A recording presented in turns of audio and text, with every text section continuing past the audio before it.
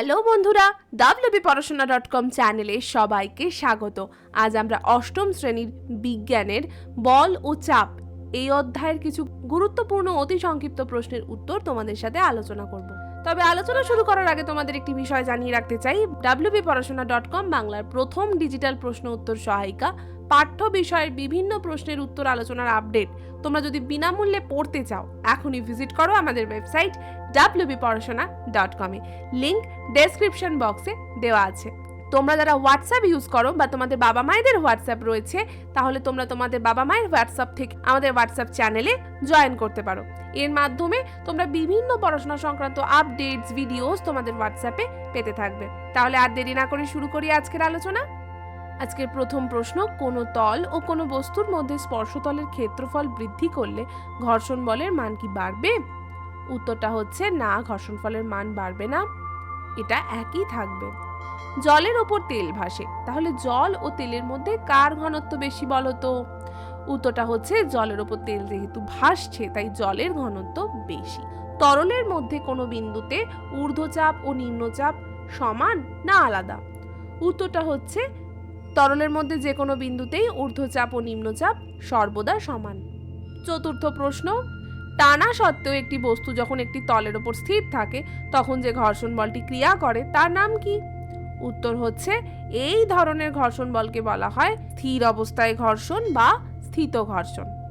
পঞ্চম প্রশ্ন হচ্ছে, একটি টেবিলের ওপর একটি বই রাখা আছে, বইটি স্থির অবস্থায় আছে, তার উপর কত ঘর্ষণ বল কাজ করে? কোনো টেবিলের ওপর একটা বই রাখা আছে, টেবিলটায় বইটা স্থির অবস্থায় রয়েছে, তার উপর কিন্তু কোনো ঘর্ষণ বলই কাজ করছে না, কারণ ঘর্ষণ বলটা তো একভাবে স্থির পড়ে আছে, ওটাকে তো সরানো হচ্ছে না, তাই এখানে কিন্তু কোনো ঘর্ষণ বল কাজ করছে না। ষষ্ঠ প্রশ্ন, হুবহু একই রকম দুটি বোতলে একই পরিমাণের ভিন্ন ভিন্ন তরল রাখা আছে, বোতল সমেত একটি তরলের ভর 2 কেজি আর একটির হচ্ছে 2.5 কেজি, কোন তরলের ঘনত্ব বেশি? অবশ্যই তোমরা শুনে বুঝতে পারছো যেটি 2.5 কেজি তরল রয়েছে তার ঘনত্বই বেশি, কারণ দেখো দুটো হুবহু সেম বোতল, তার মানে বোতলের ঘনত্বে কোনো ফারাক নেই, বোতলটা একই ভর বিশিষ্ট। আবার যে পরিমাণ তরল রয়েছে সেটাও ভিন্ন নয়, একই পরিমাণ তরল রয়েছে, তা সত্ত্বেও একটার ওজন হচ্ছে, একটার ভর হচ্ছে 2 কিলো, আরেকটির কিন্তু 2.5 কিলো, তাহলে এই যে 0.5 মানে 500 গ্রাম বেশি হলো, এটার কারণ কি? নিশ্চয়ই এই দুটো তরলের মধ্যে কারুর একটা ঘনত্ব বেশি, তাহলে যার ঘনত্ব বেশি তারই ভর বেশি, সেই কারণে আমরা ইজিলি বলতে পারছি যে 2.5 কেজি ভরের বোতলে রাখা তরলের ঘনত্ব বেশি। সপ্তম প্রশ্ন, বল পরিমাপ করার যন্ত্রের নাম কি? উত্তরটা হচ্ছে স্প্রিং তুলা হলো বল পরিমাপ করার যন্ত্র। অষ্টম প্রশ্ন, ক্রিয়া ও প্রতিক্রিয়া কি একই বস্তুর ওপর প্রযুক্ত হয়? উত্তরটা দেখব, ক্রিয়া ও প্রতিক্রিয়া কখনোই একই বস্তুর উপর প্রযুক্ত হয় না, দুটি ভিন্ন বস্তুর উপর অবশ্যই প্রযুক্ত হয়।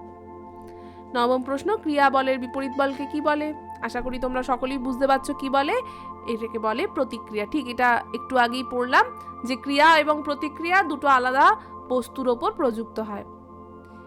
দশম প্রশ্ন, নিউটনের দ্বিতীয় গতিসূত্রের গাণিতিক রূপটি লেখো। উত্তরটা দেখব, নিউটনের দ্বিতীয় গতিসূত্রের গাণিতিক রূপটি হলো F = ma। এখানে F হলো বস্তুর ওপর প্রযুক্ত বল, F ফর ফোর্স, সেখান থেকে কিন্তু বল, প্রযুক্ত বল।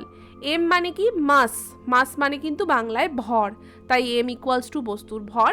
A ফর ইংরেজিতে অ্যাক্সেলারেশন, যেটার মানে হচ্ছে বস্তুর ত্বরণ, তাই F = ma। আজকের আলোচনা তো এখানেই শেষ করছি। কেমন লাগলো আমাদের ছোট্ট আলোচনা? তোমরা যদি আরও প্রশ্ন উত্তর পড়তে চাও বিনামূল্যে, তাহলে কিন্তু আমাদের ওয়েবসাইট wbporashona.com এ অবশ্যই ভিজিট করো। আর তোমরা এখনও যারা আমাদের ইউটিউব চ্যানেলটাকে সাবস্ক্রাইব করোনি তাদেরকে বলছি, প্লিজ সাবস্ক্রাইব করে পাশে থাকা বেল বাটনটা প্রেস করে দাও। আবার দেখা হবে অন্য কোনো পর্ব নিয়ে।